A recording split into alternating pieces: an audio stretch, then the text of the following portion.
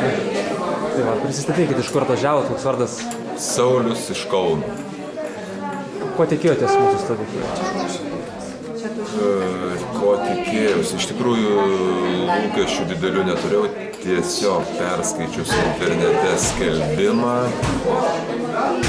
tokia intriga kažkokia sukirbėjo galvoju, atvažiuoju su akiniais, o išvažiuoju be akinių, nors pas mane -8. Tai, čia be šansų iš tikrųjų per savaitę laiko.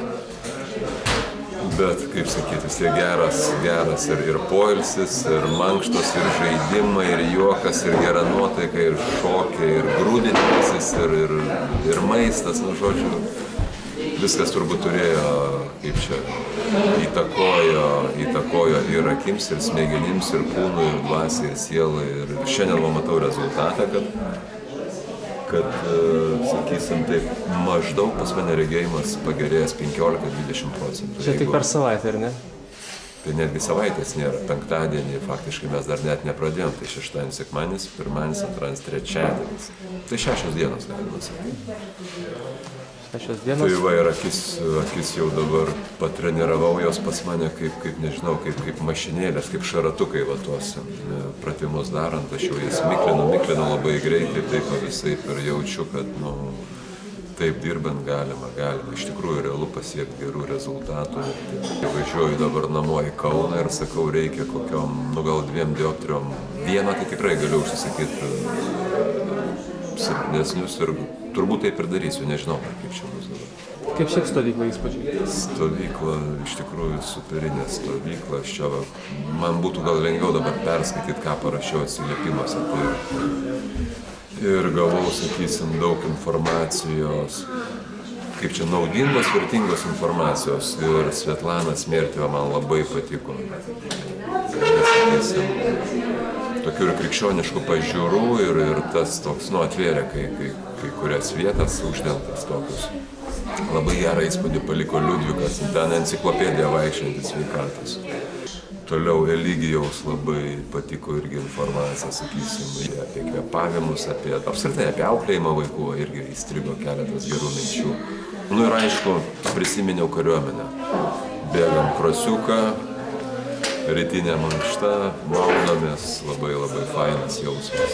Tai va, pasitikrinau valią, maistą, sakysim, irgi, kaip čia, kada nuo kasdienio stalo atėjau čia, nors aš nesu labai maistui išrankus, kaip sakyt, kai pasižiūriu diena, mėsos nesinori, antra jau liktai lašinukai gerai būtų, trečia lašinių noriu, paskui praėjo tas noras ir dabar, sakysim, savaitę laiko pragyvenau ir šiandienai net nenoriu mėsos. Aišku, grįšiu namo, jeigu ten žmona lauks su karbonavimu, tai pagalvosiu, kiek ten, ar visą suvalgėt, ar tik tai trečdalį. Tai va, šiaip aišku, kolektyvas Sveikolių labai geras, tiesiog tryško visi, nuoširdumu, meilė, pagalba, profesionalumu ir kaip čia, Lukrecija, ir Eligijus, ir Sigita, superiniai žmonės, Giedrė, Tomas turbūt, ar ne?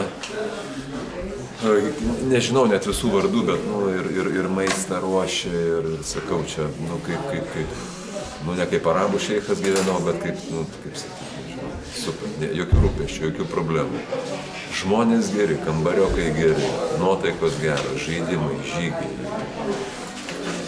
Kai čia dar oras, fantastika čia net nėra. Tai va, visumoje stovyklai esu labai patenkintas, pagalvojau, kad net gera. Ir savo vaikus kažkaip reiks suorganizuoti ypatingai. Eligijaus pamokos, jis toks, sakysim, kaip čia kritiškai pasižiūri kai kurios momentus ir kritiškai, ir pamokančiai, ir atveria daug naudingos informacijos. Tai manau, kad šitą vietą tikrai jaunimui parodo jų, kaip sakyti, galimybės, nes mes dabar gyvenam tokiam savo mažutėlėme pasaulyje, o kada po truputį pradeda eiti, kaip sakyti, naudinga informacija ir tiesiog pradedi suvokti, kas, kaip ir ko gyvenime reikia siekti. Tai va, manau, kad pradžiai tiek. Ačiū labai, sėkmės ir ir jums sėkmės, sveikatos ir kaip čia sveikti uoliai, dvasinė ir fizinė prasme. Ačiū.